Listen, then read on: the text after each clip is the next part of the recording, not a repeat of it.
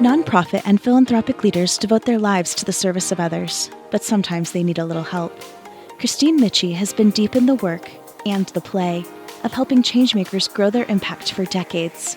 So whether you're ladling soup at a local shelter or attending a UN peace conference, you need to find the balance between the heavy work and a light touch so you don't burn out. And Kristine believes play is at the center of that. Welcome to the PlayFull Podcast, bringing fun to the serious work of changing the world.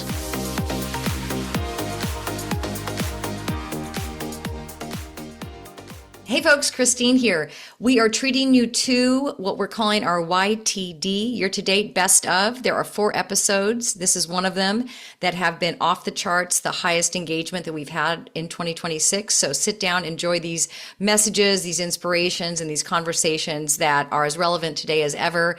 And if you didn't hear them before, glad to share them with you now.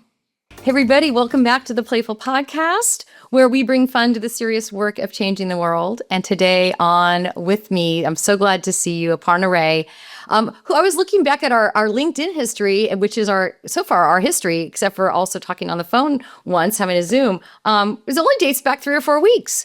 Some people have been on, I've known years and decades even. And I'm so thrilled that you were you so warmly received my outreach and the invitation to join us on the podcast today. Thank you for inviting me. It's fantastic. Folks, Aparna Rae, I know people that are fans of the podcast will know her already. For those that are meeting her today, is founder and host of the Circle Back Club. That's her current most vibrant platform.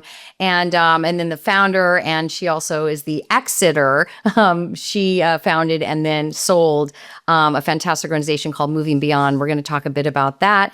And then has also founded 2 other companies besides that, worked in 6 countries, and has a breadth of experience that fit well into this Innovators and Disruptors series that we're doing on the podcast right now. So there's a little bit. But you told me when we had our prep call that you are the most unserious person you know. And I thought, let's start with that. And I think we talked a little bit about that levity and unseriousness around serious things being really actually a tool for effectiveness and a tool for authenticity. Tell me more about your claim about yourself about being unserious and how you're proud of that. Well, I think that one of the ways in which professionalism shows up in the sector, especially as you move up into private philanthropy, family offices, large, well-funded nonprofits, is professional equals serious, right? We're performing professionalism. There's always an agenda. There's a deck. There's a memo.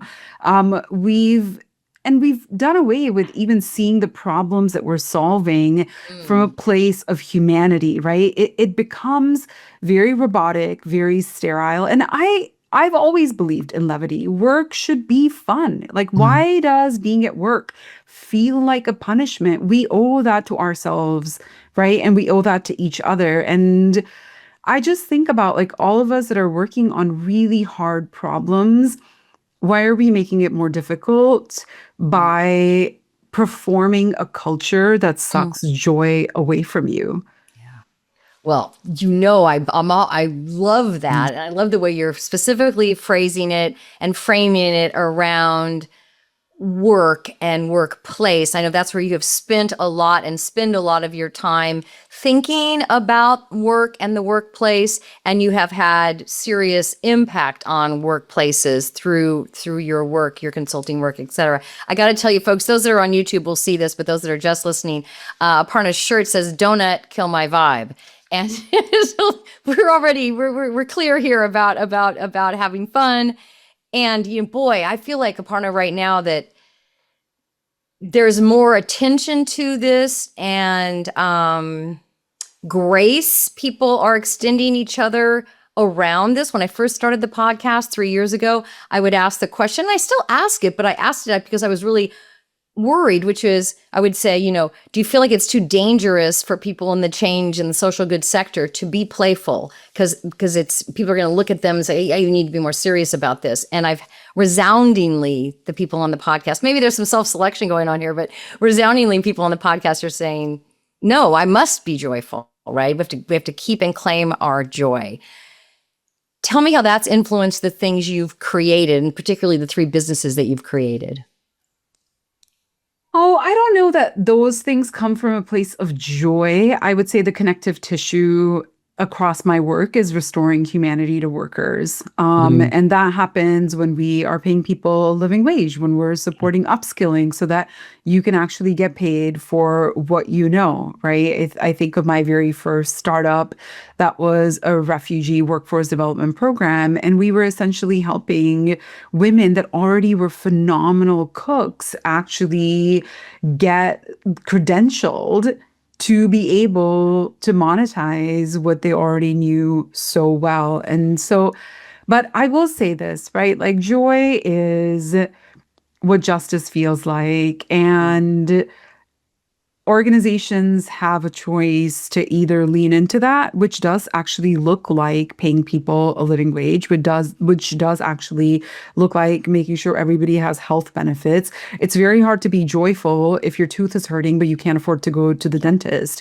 right? And I will also say that this word has really been co-opted by people who want to talk about justice and who want to talk about doing the right thing without actually taking any actions towards bringing about justice. Is justice is the word you were saying has been co-opted? Joy has been co-opted. Oh, joy. Yeah. Well, I think justice too, you know?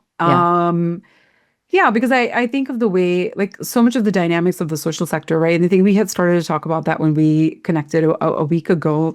But I think about the fact that, like, think about the relationship between a program officer and a nonprofit organization, right? Like you have a person who's making $250,000 a year. They have incredible health benefits, and they're really leaning down on somebody who's making less than half of what they make and demanding, right, like demanding work and demanding they leverage a strategy, which in many instances the organization knows is not actually going to work. And that work is happening in the name of social justice. Right. Right? That work is happening in the name of social change. And the only thing that I'm noticing in that is joy being sucked out of people who want to be there and who want to be doing good work, but a power imbalance that actually keeps us from birthing a world that we want to live in. So, Aparna, is it fixable? You know, I think we were tinkering with it back 5 years ago, right? After George Floyd's murder and some of the reflection. At least the reflection that was publicized, that people were thinking about and trying to making some commitments and different, and trust-based philanthropy became a little, at least the words became a little more vogue. Is it fixable, or are we in the period of dismantling, pausing, and seeing what might be better built? Well, I think the question of whether it's fixable is that everything is fixable. Right. So I don't know that is actually the question that we should be asking is, should we fix it? Because I don't want to return to what was 5 years ago. Right. What was happening 5 years ago was also incredibly performative, right? And I don't want to go back to that. And I see this rhetoric a lot in progressive spaces, and you see this in the No Kings marches and protests that happened this past weekend, and you see it in a lot of progressive or liberal spaces where people want to go back to something. And I think that idea is corrupt, and we should really be asking ourselves who benefits by us going back 15 years. Right. We didn't even have gay marriage 15 years ago. Right. Yeah. No states had paid family and medical leave 15 years ago. We didn't have the Pregnant Workers Fairness Act 15 years ago. Right. So what exactly are we going back to? Is that the blindsidedness or the those, like horses have, right? Those blinders, like of people of privilege, like, and I'll speak for myself, like if I can think, well, for me, 15 years ago was much better than today, right? For me, 15 years ago was pretty comfortable. And it felt like maybe I understood the injustices a little bit more, and I thought I was helping, I was pretty effective at I don't know, but like, I think some of what I was at an event this weekend that was by design, kind of half Black people, half white people, who were in different neighborhoods in Southern California where I live. And, and I have heard this before, but it's like, the Black people were saying like, like, we're glad you're all here having this discussion, but like, this is nothing new for us. It's feeling new to you and worse than ever. And great that, you came to this, but just to know for us, and then they brought up No Kings also. They're like, like, that's, go to No Kings. Like, we have already been and are every day living in protest. So Aparna, I'm really interested in you shining light, because I think, broadly, I'll hear people in progressive spaces talking about, we certainly can compare what we're thinking to say what we think the MAGA people are thinking. They want to go back to some time. And then I think we progressive liberals are like, oh, no, we're not going back to that. Let's go back to something a little more recent. Let's go back to this 5 years ago or 10 years ago. That wasn't so bad. And I think, I'm getting continued awareness. I want to keep my mind and eyes open that also wasn't okay. That was as bad in many ways as the 50 and 60 and 80 years ago, 100 years ago, that maybe the other side, quote unquote, wants to go back to. None of the going back looks very promising. Yeah, I think nostalgia is really powerful, and nostalgia is great for your marriage. My husband and I will often reminisce about how wonderful our wedding day felt. That nostalgia is great. Everybody has photo albums, right? Like, there are moments where in your relationships, you're having a really rough moment with somebody and you're like, oh my gosh, I remember this moment. But that's a moment. That's a moment. And the thing about memory is our memories are not the arbitrators of truth. And so in this moment where things are feeling hard, folks are like, yeah, I want to go back to, I don't know, what year would you even go back to? Would you go back to 2009, 2010? No, we were emerging from a recession and a lot of young people were having a very hard time getting employed and staying employed. And a lot of folks that were mid-career were taking really big pay cuts, right? So what do we want to go back to, 2015? What exactly are we going back to? Great question. What exactly are we going back to? Right. And I think, your podcast is called PlayFull, and you had a lot of questions about joy in the prep document. And I would say the real practice of joy is being able to reimagine a future and taking actions to actually make that a reality. And so my invitation to folks is, rather than fixating about, should we have done more DEI or less DEI? Can we go back? Is, what does it look like to move forward?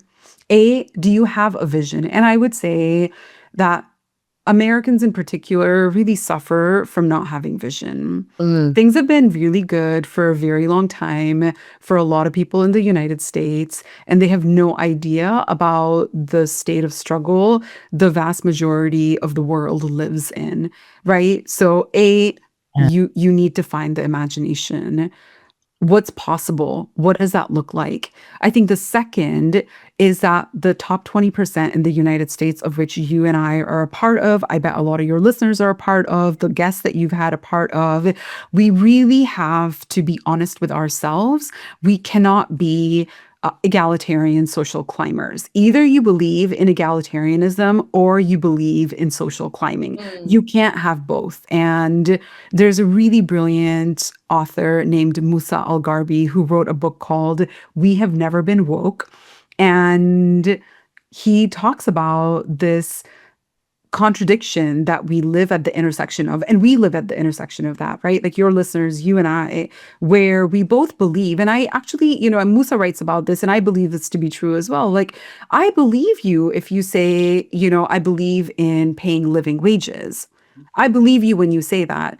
Now, are you taking actions to make sure at least the people that work with you are earning living wages? And what I will often see, with fellow entrepreneurs is, yeah, they believe in living wages, but they also believe in having their $7 an hour Filipina EA. Yeah. Right? And that $7 isn't even a living wage for that person in the country that they live in. And by the way, they're staying up all through the night to support entrepreneurs. And the same, I used the example earlier about this power dynamic between a foundation program officer and the organizations they're supporting.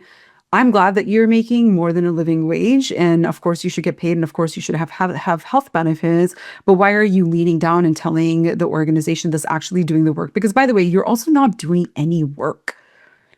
You're just spinning all day, every day, right? The people that are actually doing the work, you don't want them to have the same privileges. Is it a privilege to make a living wage? I don't think it's a privilege to be able to make a living wage, right? And so I think we need the imagination, and we need to break out of this contradiction where we want nice things for other people, but never at the cost of us letting go of some of the nice things that we have.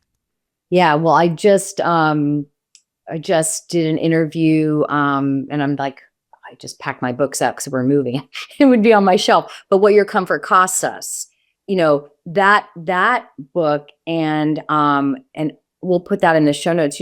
That idea of, and then I was talking to a candidate who's running for a House seat in Florida, and he said, he's moving this time, comfort the afflicted and afflict the comfortable. Right. This idea. And then I think to myself, and I think about the circles I moved in, like, what are we willing to sacrifice? What am I willing to give up? Where am I?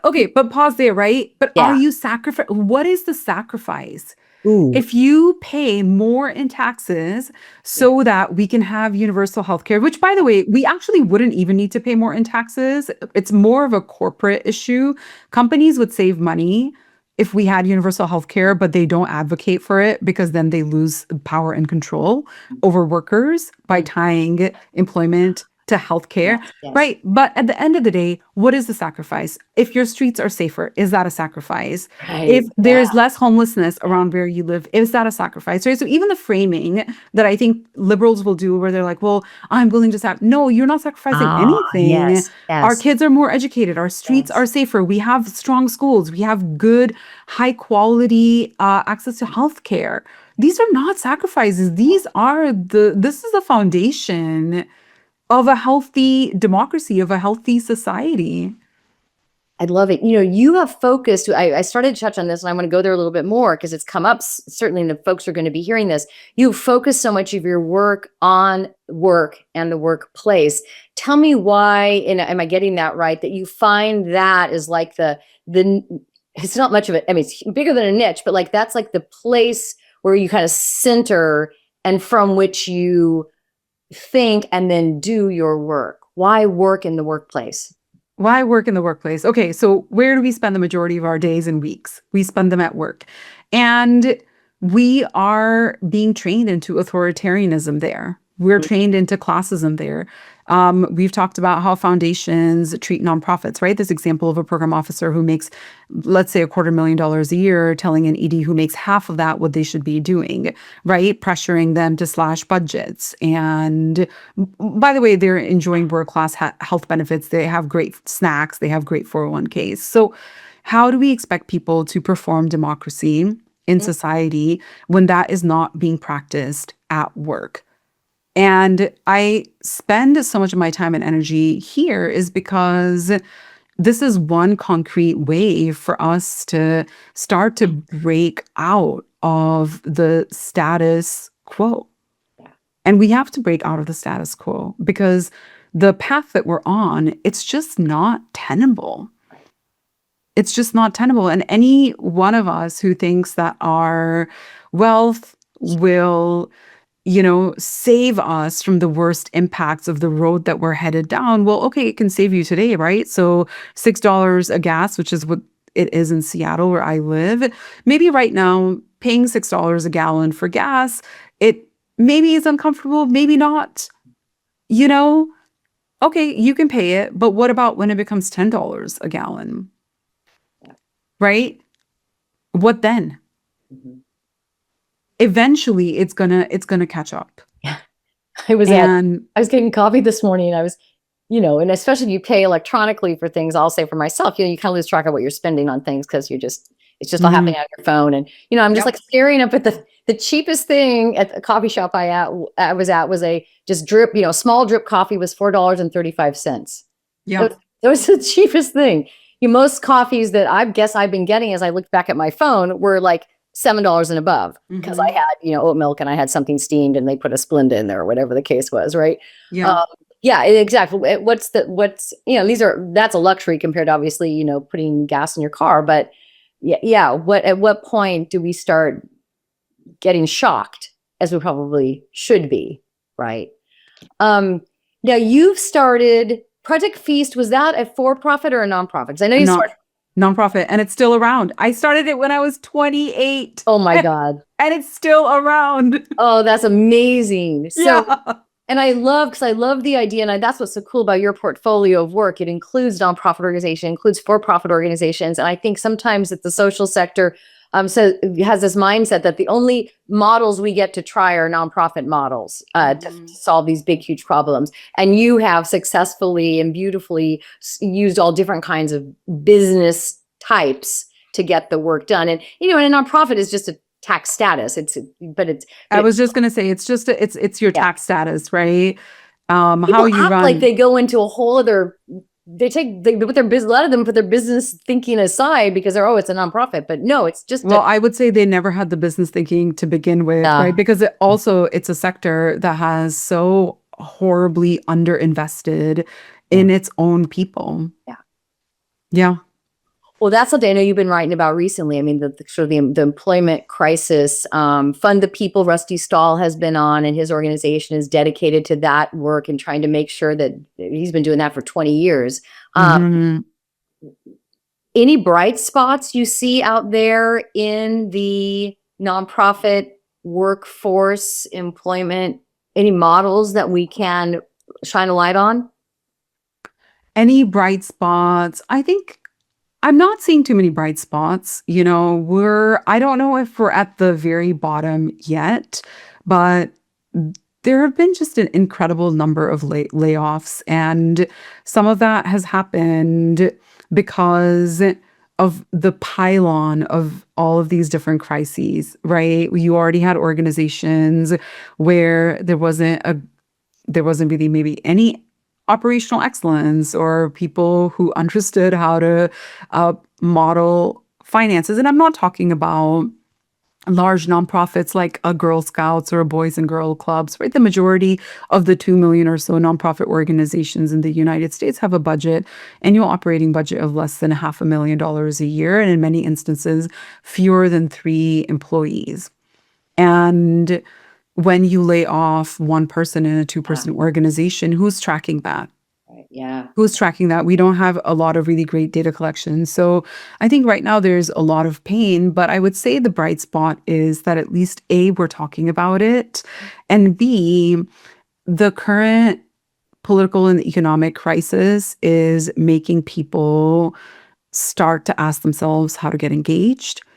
I would say, and a lot of the people that I follow and learn from, like Heather Cox Richardson or Tim Snyder, they're all talking about the fact that we're in a moment where a lot more people are alive and awake to the challenges of this moment. And sure, going to a No Kings protest is not going to change something, but for a lot of people, that's their first act of civil disobedience. Now, it's a very safe act of civil disobedience, but regardless, I want to applaud anybody who over the last year has gotten up, made a sign, and marched with people in their city. Yeah, do more of that, right? Like, take that and go to City Hall, call your senators, call your legislators. You can expand from there. So I do see a lot of people starting to take action in their civic life, not so much at work. Yeah, yeah. Well, the day that we had the walkout, I can't remember what day that was, as one of the calls to action, and May 1st coming up is going to be another one of those. That's right.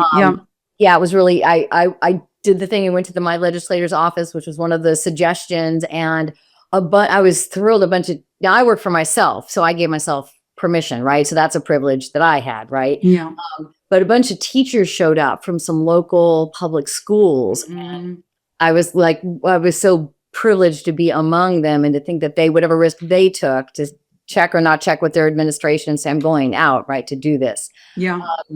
Yeah, I love that. I think I was going to add to your list with Heather Cox Richardson, Tim Snyder, also Scott Nakagawa from Anti-Authoritarian Playbook. I mean, in his writing recently in his Substack about the 3.5% statistic about, a certain number of us continuing to be activated, and historical references to when regime change can happen because of that dedication. Yeah. Saying with the power of women, how vital women are, and how much of that 3.5% they are.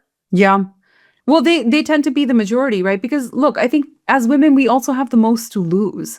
Yeah. We really have a lot to lose, and we've lost a lot already. Like in our lifetime, like your and my lifetime, we have lost Roe. Right. That's huge. That's massive. And, I don't want to keep calling in philanthropy, right? But what would have been different if the people that work for Melinda Gates would have really pushed her to adequately fund abortion in this country? Might we still have lost Roe? Yeah. I don't know. I think about that all the time, is all of the people that are working for the rich, the wealthy, the power brokers, if they had a spine and they would step up and they would push these people to make different decisions, would we have lost some of our rights? Yeah. I would like to think maybe we wouldn't have. And then I think it sounds like you're also saying those moments and opportunities aren't past. They are there right in front of us today again, right? So if that's reflective, then so then fast forward, here we are. What are those decisions today that could be pushed and advocated? Yeah, so the 3.5% research is really interesting, depending on if you're referencing the Chenoweth research, and I think that number slides to up to 5% of focused actions. That does not include going to a No Kings protest. That action is being engaged in your community and being activated in your workplaces. But when you look at places that have achieved reform, a lot of it has included women withholding their labor. And because I suspect most of your listeners are white collar workers, I would say in this moment, there is a real opportunity for white collar workers. Instead of, hiding behind our PowerPoint presentations, start to think of how to organize your workplace. If you're a tech worker right now and you're not thinking about how to get organized, you're going to meet the fate of the 30,000 Oracle workers who were laid off last week, or the 30,000 from Amazon that were laid off earlier this year. And these layoffs are going to come because the people running these companies have no morality. And our legislators also seem to have very little morality or a spine to take action, right? So we need to get organized. We need to start thinking about how we withhold labor. And the best thing anybody with a W-2 job can do is really, as a group, not singular, because then you're the first one to get fired, but as a group, thinking about setting really hard boundaries. Leave your desk at 4:00. Why are you still at work? Right. You don't need to do the 20th edit on a PowerPoint presentation for some muckety muck who does not even have the brain cells to read a bar graph. The number of senior leaders I've worked for that don't know how to process the most basic data just blows my mind. So get to work at 9, leave your job at 4, go to City Hall, take your kids out. Maybe you don't want to get politically engaged. Fine. Spend time with your family. Be a good parent. You might have other caregiving responsibilities. Have a glass of wine with your neighbors. You can do many things that are not being at work. Yeah. There are lots of ways. Just full stop. Just full stop. Full stop. Stop obsessing. I never thought of that before. Right. I think I had a conversation with a CHRO at a large foundation recently, and, she's burnt out and she's having a really hard time. And I said, okay, after our meeting, what are you going to do? And she said, I'm going to go back to work. And I said, well, what if instead of going back to work, you went thrifting and got yourself a warm beverage? Yes. And she said, well, that feels like cheating and I'm like, but would that help your mental health? Would that actually help your mental health? And she said, yeah, that would be great. And she did that. She went and did that. I would say put a 90-minute block 2 or 3 times a week on your calendar. You name it whatever you want, but yeah, do the things that you need to do for yourself, because nothing changes unless we're willing to change our relationship to work. And we have to stop being proud of how tired we are, how burnt out we are, how much we're traveling for like bullshit meetings that we didn't need to travel for the first place. No, there's no glory in being exhausted. Fascism, like fighting fascism, requires that you're well fed, you're getting enough sleep, you're getting some exercise, you know your neighbors, and you know your city councilors. So do at least the first 3, which is eat, sleep, and like hang out with your kids. Yeah, love it. I just put on my calendar going to the board of trustees meeting for my public library. Yes. I looked up when they meet, and I'm going to go to the next meeting. I love this library. It's one of my favorite places to go, kind of like remote work. And it's fun in this thing. And who's making the choices? And I think I live in a pretty safe neighborhood for the choices that are being made about what's on the shelves, but I don't know who's involved. I want to find out. Okay. Let's go get our ice cream. Okay. Before we run out of time, and then have this next bit of the conversation while we indulge just a little bit. Okay. Taking care of ourselves. Yes. All right, folks, Aparna's going to step aside and get her ice cream. Those of you that are faithful listeners, you'll know, and those that are new, I'll tell you now, our ice cream sponsor is Taharka Brothers. That is spelled Taharka, and it's taharkabros.com. They are a social enterprise, employee-owned. Speaking of workplace, employee-owned ice cream company based in Baltimore, Maryland. They ship nationwide. Easy peasy online with a great ordering platform, and it comes in this hot pink box. And oh my God, Aparna, tell me about how fun when that box arrived. It was so cute. It was so cute, and my neighbors were like, "Why? What did you get?" Because I do frequently get PR packages, but they're always books or it'll be swag from some company. But it's never as fun as ice cream. And 6 pints. So I have to confess that, of course, my freezer is very full of berries that I picked all 40 pounds of last fall. And so I had to put a SOS call out to my neighbors, and they came over and helped me. But I kept this. Did they help with the berries, or did they help with the ice cream? They help with the ice cream. Yeah, they help with the ice cream. But I kept this flavor, and it's honey graham. And unbelievable, right? It's so good. It's actually so good. That is definitely the number one. It's not scientific, but the number one flavor on the podcast has been honey graham. Really? Yeah, and how it stays crunchy on your molars. Yes. How does it do that? Yes. How does it do that? It's so good. All right, and I chose cookie dough, which also has some similar features. It's brown sugar ice cream with gobs, and I mean gobs is true cookie dough. They like really do the chunks like really big and awesome. Okay, so I'm so glad that it got it. And I was just saying to everybody how great Taharka is, and yeah, I called them out of the blue. I said, this is what I'm doing. You guys are a social enterprise, employee-owned company. Speaking about work, and I said, this is the podcast, and I'm trying to find, and the whole supply chain with a perishable item is a whole thing. And they're like, we can do it. And so, they ship nationwide, folks, and really is some of the best ice cream you'll ever have. And Baltimore Proud is a whole thing itself. Okay, so this question goes with the eating because there's a pun in it, which is, what's the scoop on how you came to care? What can you share about early memories of the sense of the world is bigger than just like, say, you or you and your family, and that you had a role to play in helping others make the world better? Yeah, I think some of us are just born with an eye for justice. And my parents, and if my grandmother was alive, she would tell you the story of how I was persuading aunties in the neighborhood when I was 2.5, to let go of some of their domestic responsibilities to, hang out with me and play with me. And I, at 2, let them know that, in fact, they had husbands who could also lean in to some of the domestic work, right? Like, wow. yeah.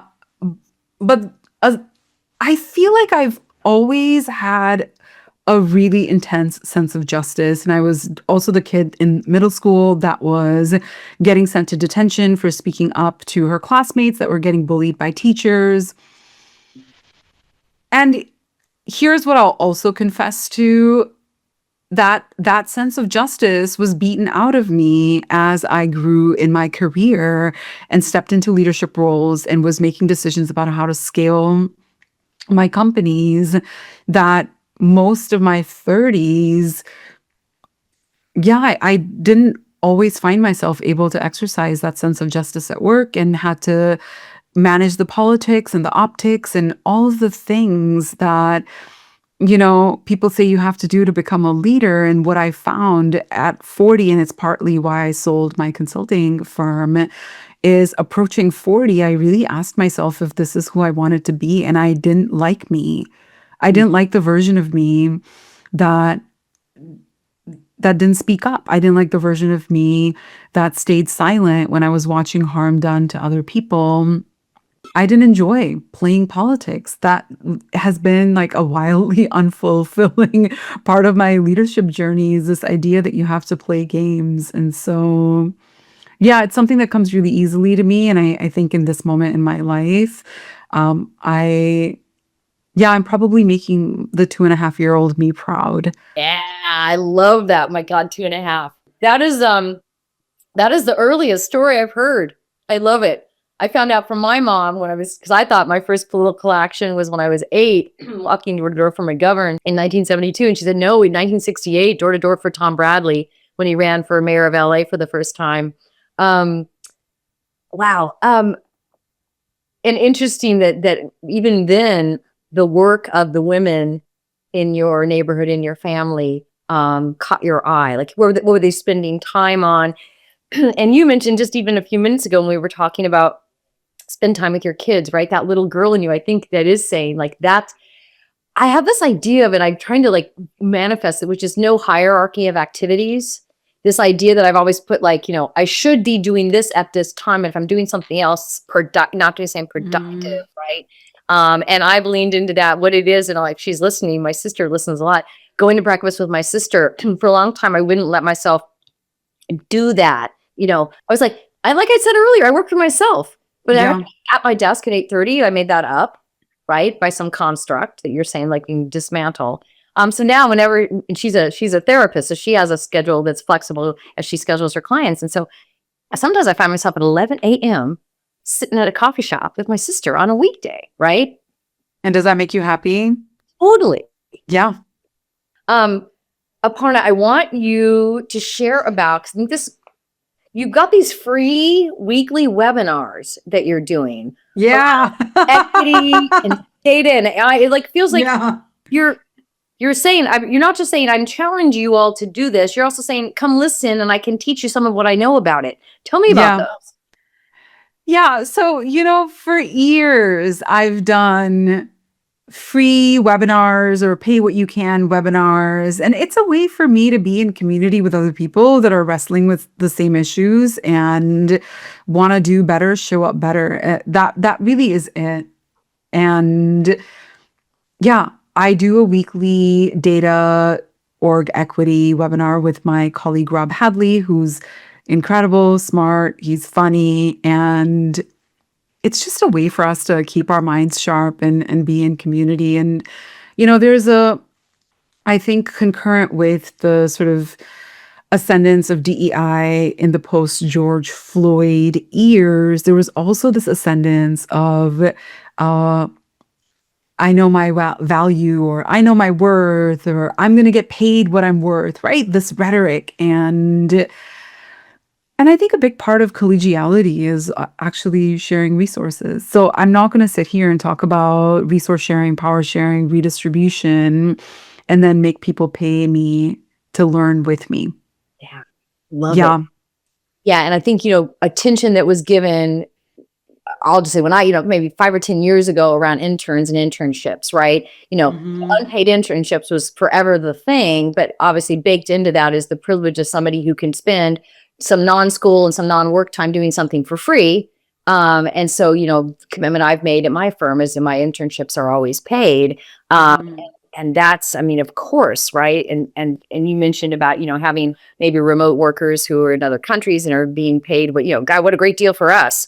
Yeah, but let's, what about it? What about a great deal for them? What difference can we really make? I wanted to ask just a little bit about, I really caught my eye, and I know we talked about this a little, that you sold one of your companies, that you sold Moving Beyond. And I think often in the social sector, we don't, I think you and I talked about this, like pride of silo, like we start something or we come into something and then we're all like, well, this is our theory of change and this is the way we do this thing. And we can't imagine mergers and acquisitions in the social sector or buying and selling companies, even having exiting wealth events for people in the social sector. I love that you tell us a little bit about that. That is so great. Well, it's not my idea. It was not my idea. I'm not the originator of this. I used to have a mentor who had sold her consulting firm. And over the last 5 or 6 years, I've gotten to be friends with the person she sold it to. And yeah, I think in 22, I was pretty burnt out. I had a very full slate of clients. I had employees. I was constantly worried about making payroll. And, like the payment terms were moving from net 30 to net 90 because everybody was using their vendors as a bank, right? That is what a net 90 term is. You're using your vendors as the bank. And in that moment, she said to me, she was like, if you have a good enough book of business, what about selling it? And I just kind of froze. And so, that's, I don't know what to say about that other than, yes, in the social sector, we don't think about doing things like this. And this wasn't a big wealth event for me, However, it let me pass my work on to another person, another firm that was not only going to keep it alive, but that was going to get value from it. And it gave me the financial flexibility to take a full year off of work. Amazing. Yeah. Wow. Wealth and wealth of a kind, for sure. Before we sign up, I want to make sure we talk about I started with this, but we didn't talk about Circle Back Club. Yeah. So your current offering out there, where you talk about among other things, you talk about what's broken at work. Tell us about Circle Back Club. What would call people into that? Who's a great audience member for you for that? What that can get so much out of it? Yeah, okay. Before I talk about Circle Back Club, I will, you said we don't do a lot of M&As in the social sector and nonprofits.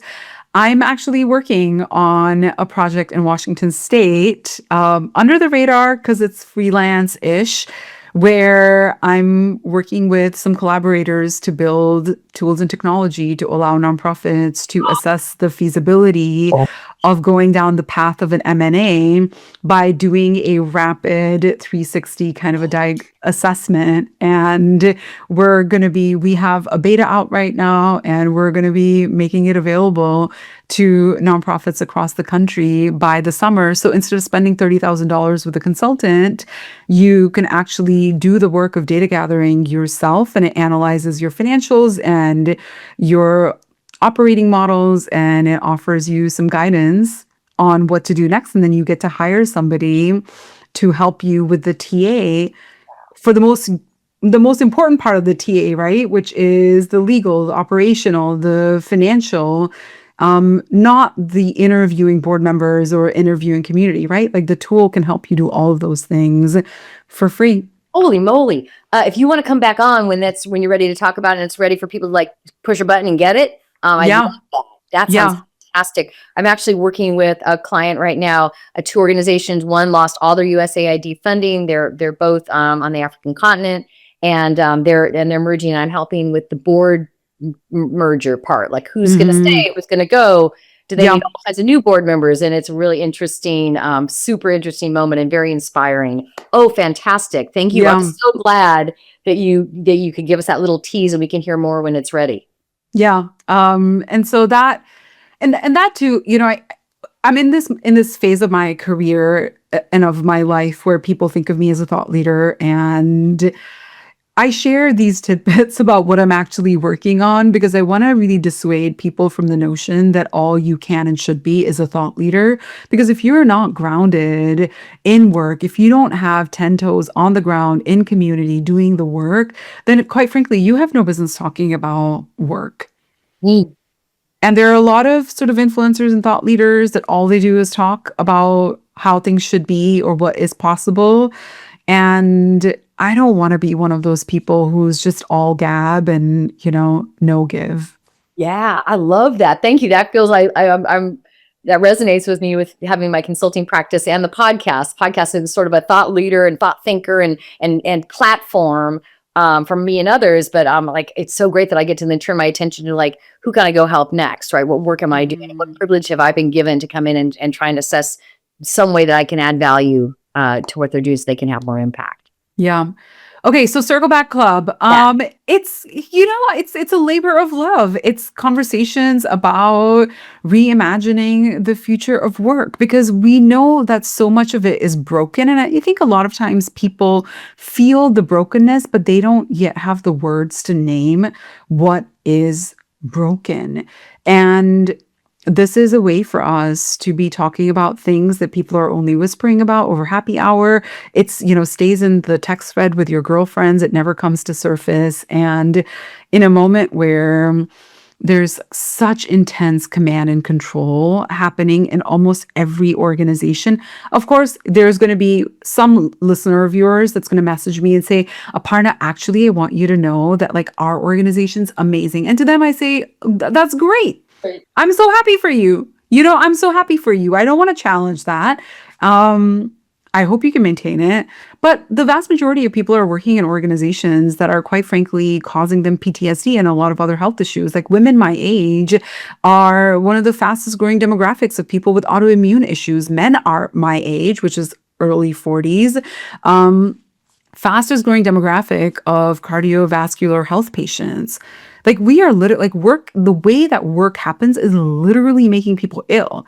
And we need to talk about that. We have to talk about the fact that there is mass surveillance happening with workers in not just large companies, but across the private sector and even in the nonprofit sector and philanthropy that, by the way, is not legal. Like the government can't spy on you, but you know who can? Your boss can. They're measuring every keystroke, they're reading every single Slack message. And now there's this AI layer who's doing rapid and often out of context analysis of people are thinking and feeling inside the organization. This is actually not okay. This is not okay because anybody that knows anything about what it takes to create healthy workplaces and healthy people knows that you cannot deprive people of their autonomy and expect them to function well. Ooh. Okay.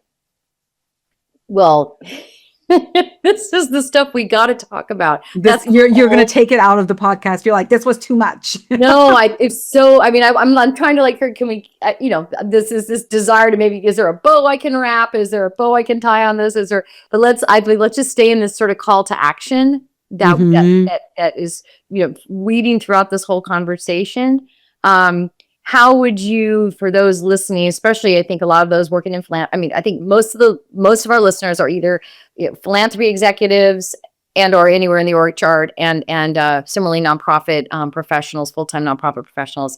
What would you call our attention to take care of ourselves and to potentially push our organization to be something better? Is that my call to action? At a minimum, that's my call to action. Yeah, I look, the invitation honestly is Be a dreamer. Ask yourself what's possible. Ask yourself, what is the world that you want to live in? And if your answer is you want to live in a world where you want to earn your way into segregating yourself from people that are having a hard time, then you're not a change maker. If you're just dreaming about your next vacation to Cabo where you get to stay in some exclusive resort and you don't actually ever meet anybody or have any real contact with Mexicans, then you're not a change maker. Then you're just a grifter, to be honest, right? So the invitation is to be honest with yourself. The invitation is to think about what's possible, not just for you, but for everybody else that's on this planet. Yeah. Okay. Well, I thank you for that. And I think that the bringing fun to this serious work of changing the world throughout this conversation, we're not burdened. There are burdens, but we're amplifying, we're shining a light. We're trying to lift up ourselves and others. And you were saying earlier about, what to do instead of working, right? Yeah. And what that can do for you, what that can therefore do for your colleagues who see that happen, your kids who watch you do that. That's a really great call to action. Think about what else you're going to do besides work, and don't work so much so that you can have a well-rounded self, which means you can have a well-rounded impact. Yeah. Okay. Donut kill my vibe. I actually pulled this out just for you, just for it's this. Perfect. This I didn't ask you. I have a favorite donut. God, I love an apple fritter. And we have a chain in the Seattle area that does some seasonal fritters. They'll do like a blueberry fritter or a pumpkin one. And look, I never had a donut until I moved to the States. And I love all manner of American junk food. I really do. I love the Cinnamon Toast Crunch. I love the donuts. I love a smash burger. I love a tuna noodle casserole, right? Like, people want to make fun of the tater tot casseroles. No, give me a tater tot. I will have your 7-layer bean dip because, no offense, it's delicious. Right? It's actually delicious. It has all of the chemicals to make my brain light up, and I'm gonna eat it. I actually love it all. Oh my God, that's okay. That is a happy and playful place to stop, and then we can finish with some ice cream. We can chase our tater tot casserole with a bite of ice cream. Oh my God, this is so good. Thank you so much, Aparna. Thank you for all your good work, and we'll definitely stay in touch broadly. And I'd love to have you come back on when this tool is ready, because I want to help you spread the word about it. Amazing. Awesome. Thank you. Blessings. Thank you.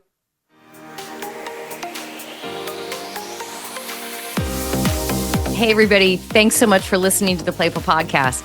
If you enjoyed the show, please rate and review it on Apple, Spotify, or wherever you get your podcasts. And if you know of a leader or organization that's doing good in the world and you'd love to help us help them amplify their message, I would love to have them on the show. Go to the show notes and click there, or go to impactfulinc.com/contact. And that's impactful with 2 L's, inc.com/contact. And let us know who you're thinking about. Can't wait to see you next time.